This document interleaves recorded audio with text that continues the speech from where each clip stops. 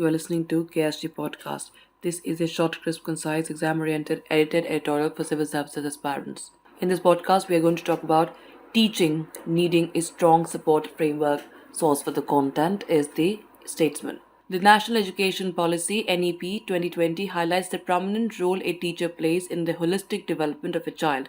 The onus of nurturing approximately 27 crore students, encompassing the school education system, rests heavily on the shoulders of these teacher warriors. Ensuring that they are adept to take on this paramount responsibility calls for a strong and supportive development framework. In our education system, teachers have numerous duties and responsibilities that go above and beyond imparting education.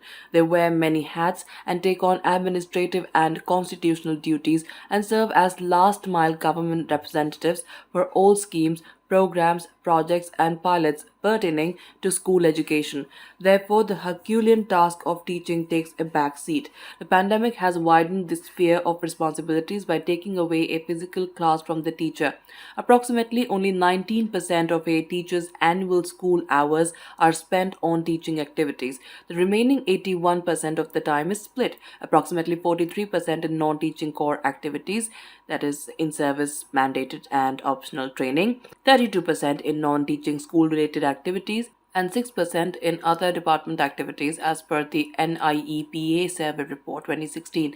Clearly, teachers barely get time to teach in the classrooms. We keep our teachers at the core of the education system. Responsibility of facilitating learning for children rests heavily on the quality of knowledge transfer. Children, as central stakeholders, need an environment to learn, unlearn, create, feel free, and be fearless in their thoughts and actions. As the orchestrator, a teacher holds this colossal responsibility to facilitate holistic learning for a child. However, the responsibilities of teachers are plenty and are not just limited to teaching. It is, therefore, important to assess and address the factors that contribute to low morale and motivation in teachers. Government teachers have been blamed time and again for the inferior learning outcomes of students. We want the children to learn with love and also inculcate a love for learning. To infuse this beautiful fondness in children, we should start with our teachers. Working on the holistic development of a child is a full-time commitment. As we shadow this responsibility under non-teaching duties, the collateral damage ends up being the loss of learning outcomes. We have a responsibility to ensure that every time a teacher walks into the classroom, they are motivated in spirit and knowledge to put their best foot forward. Second, teacher vacancy across states and union territories is a big problem. There are approximately 10 lakh teacher vacancies in government schools across the country.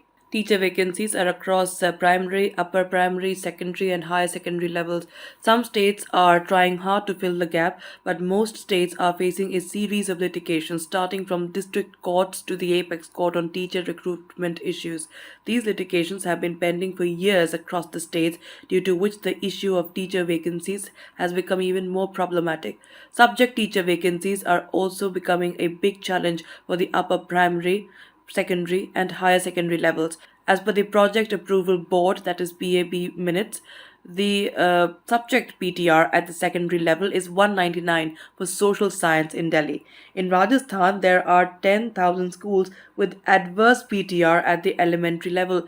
In West Bengal, only 17% of upper primary schools have 3 subject teachers as per RTE norms.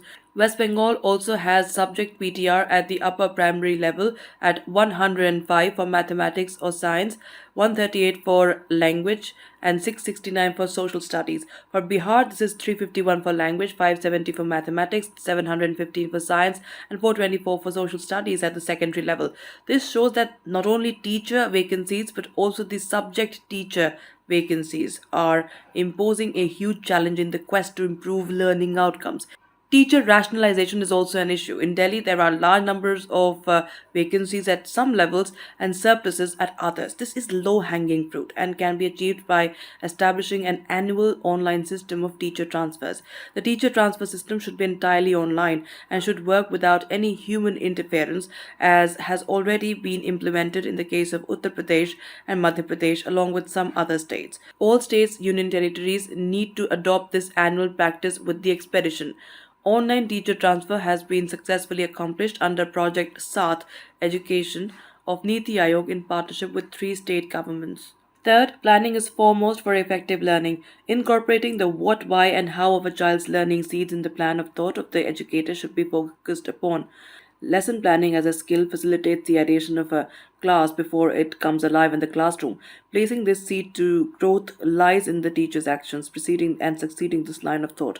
Preparing the steps of learning for a classroom engages the teacher with the child even before the learning begins. Creating a framework optimizes classroom hours and provides a structure to knowledge delivery. The Government of India is providing training to all teachers through its Nishtha, that is, a national initiative for school heads and teachers' holistic advancement training modules, where a lot of emphasis has been given to lesson planning. During the 2 years of the COVID pandemic, Nishtha provided online teacher training to more than 42 lakh teachers across the states and union territories. Low cost and high impact open source resources provide academic support to the teachers in a cost effective and scalable manner. Enhancing the capacity of teachers is the necessity of quality education. Further, strengthening it through the Diksha, that is, digital infrastructure for knowledge sharing platform, community radio, and podcasts, will enable the facilitation of a platform for teachers to assess and act on the real time challenges of pedagogy. Unifying all efforts for teacher development is a mandate for holistic student development. Fourth is the work environment. The locus of the learning environment used to start with a board and chalk, but today it spreads beyond the school compound. The pandemic has made us learn the hard way that it is important to leverage technology to ensure continued learning. Peers in the periphery of the teacher are the most crucial stakeholders of this support ecosystem.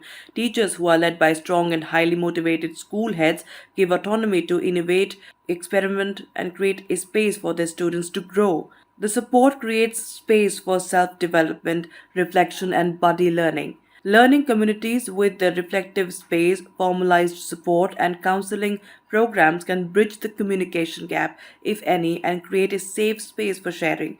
The educators' sharing space will thereby act as enablers for the learner.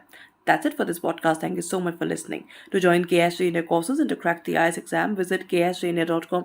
You can also get a PDF of this podcast on ksgindia.com. Thanks for listening and do subscribe to our channel.